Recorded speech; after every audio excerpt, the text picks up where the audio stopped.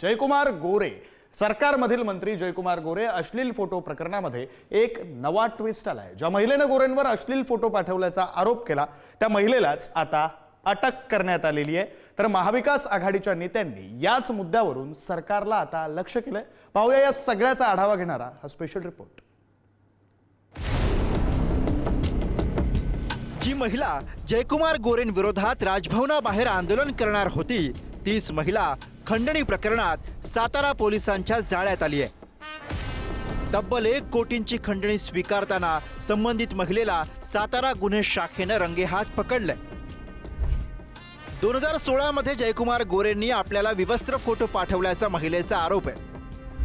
2016 मध्ये दाखल केलेली तक्रार व्हॉट्सअप ग्रुपवरती 2025 पासून व्हायरल झाली।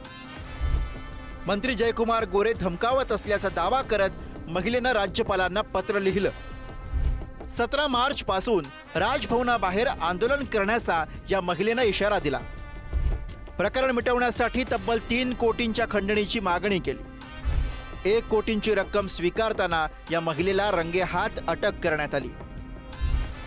दरम्यान संबंधित महिलेला 1 कोटी कॅश का देण्यात आली, तिच्याकडे असे काय पुरावे आहेत असा सवाल करत विरोधकांनी जयकुमार गोरेंवरच निशाणा साधलाय।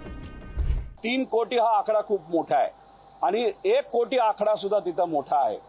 आता असं घटकाभर धरू की जे टीव्हीवर दाखवलं जाते ते खरे, पण मग 1 कोटी रुपये दिले कशाला?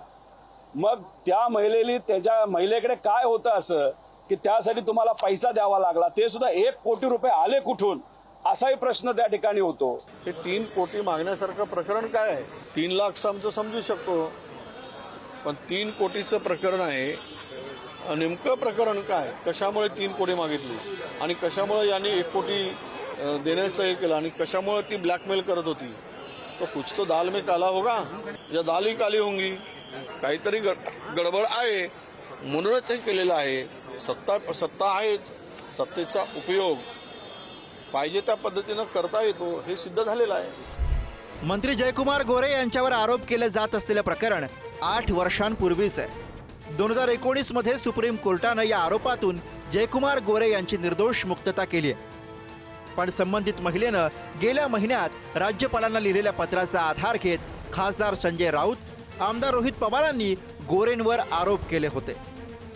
दरम्यान गोरेंनी आरोप फेटाळत बदनामी प्रकरणी खासदार संजय राऊत, आमदार रोहित पवारांविरोधात हक्कभंग प्रस्ताव दाखल केला होता।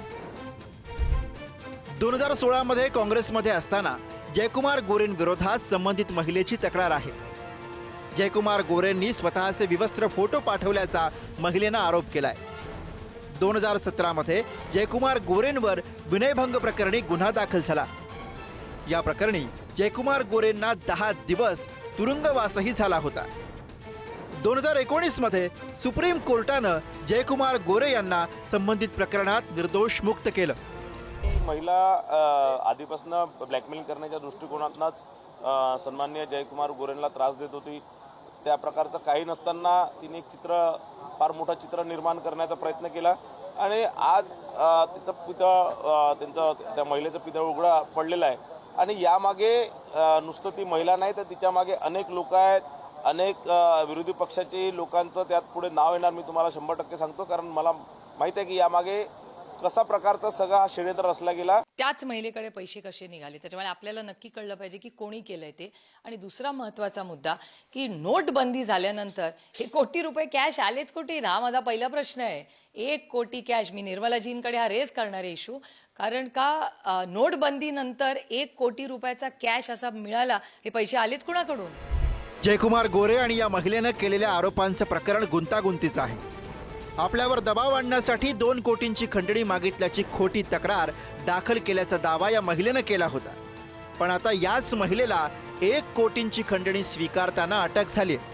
पण मुद्दा हा आहे की जयकुमार गोरे 3 कोटींची खंडणी देण्यासाठी का तयार झाले? 1 कोटींची कॅश आली कुठून हे प्रश्न या निमित्तानं उपस्थित होत आहेत। ब्युरो रिपोर्ट, पुढारी न्यूज।